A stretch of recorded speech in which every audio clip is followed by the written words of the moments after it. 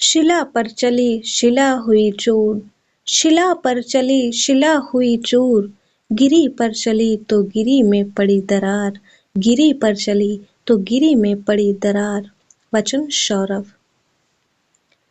अक्कम महादेवी, अक्क महादेवी, जिनका जन्म 12वीं सदी कर्नाटक के उडुतरी गांव में जिला शिवमोगा में हुआ, जिनकी प्रमुख रचनाएं हैं हिंदी में वचन सौरभ नाम से, अंग्रेजी में स्पीकिंग ऑफ शिवा। संपादक हैं A.K. रामानुजन। ये कैसी लेखिका हैं? ये दक्षिणी भारत की लेखिका हैं, कर्नाटक के उडुतरी गांव जिला शिवमोगा से।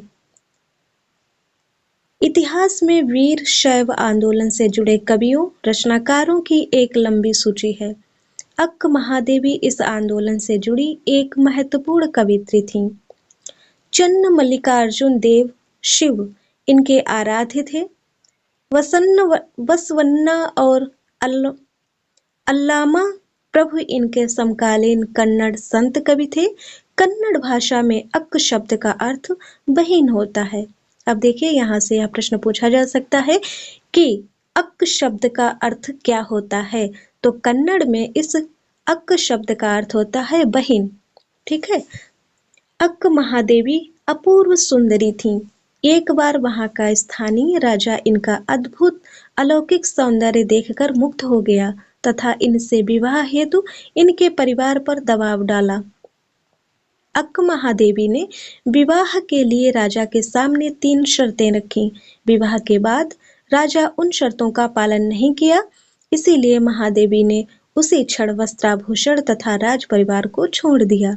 पर यह त्याग स्त्री केवल शरीर नहीं, इसके गहरे बोध के साथ महावीर आदि पुरुषों के समक्ष खड़े होने का प्रयास था।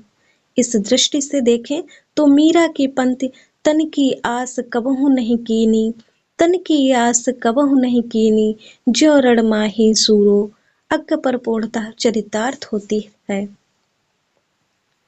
अक्क के कारण शैव आंदोलन से बड़ी संख्या में स्त्रियां, जिनमें अधिकांश निचले तबकों से थीं, जुड़ी और अपने संघर्ष और यातना को कविता के रूप में अभिव्यक्ति दी। इस प्रकार अक्क महादेवी की कविता पूरे भारतीय समाज में, पूरे भारतीय साहित्य में इस क्रांतिकारी चेतना का पहला सर्जनात्मक दस्तावेज है और संपूर्ण स्त्रीवादी आंदोलन के लिए एक अजस्र प्रेरणा स्रोत भी है। यहाँ इनके 2 वचन लिए गए हैं। दोनों वचनों का अंग्रेजी से अनुवाद केदारनाथ सिंह ने किया है। प्रथम कविता या वचन में इंद्रियों पर नियंत्रण का संदेश दिया गया है। यह उपदेशात्मक न होकर प्रेम भरा मनुहार है। दूसरा वचन एक भक्त का ईश्वर के प्रति पूर्ण समर्पण है।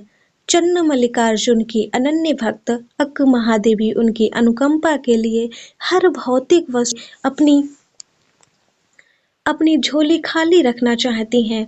वे ऐसी निष्प्रह स्थिति की कामना करती हैं जिससे उनका स्व या अहंकार पूरी तरह से नष्ट हो जाए। पढ़ते हैं पहला वचन। हे भूख मत मचल, हे भूख मत मचल, प्यास तड़प मत, हे नींद मत सता, हे नींद मत सता, क्रोध मचा मत उथल पुथल, क्रोध मचा मत उथल पुथल, हे मोह पाश अपने ढील, हे मोह पाश अपने ढील, लोभ मत ललचा,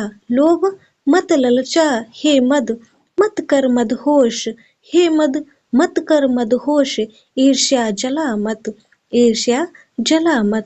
ओ चराचर मत चूक अवसर, ओ चराचर मत चूक अवसर, आई हूँ संदेश लेकर चन्न मल्लिकार्जुन का, आई हूँ संदेश लेकर चन्न मल्लिकार्जुन का। दूसरा वचन पढ़ते हैं। हे मेरे जूही के फूल, हे मेरे जूही के फूल, जैसे ईश्वर मंगवाओ मुझसे भीख, मंगवाओ मुझसे भीख और कुछ ऐसा करो कि भूल जाऊं अपना घर पूरी तरह, और कुछ ऐसा करो कि भूल जाऊं अपना घर पूरी तरह। झोली फैलाऊं और ना मिले भीख, झोली फैलाऊं और ना मिले भीख, कोई हाथ बढ़ाए कुछ देने को तो वह गिर जाए नीच, तो वह गिर जाए नीचे, और यदि मैं झुकूं उसे उठाने तो कोई कुत्ता आ जाए और उसे झपट कर छीन ले मुझसे। कितनी दर्दनाक मार्मिक वाणी इनके शब्दों के माध्यम से व्यक्त हो रही है।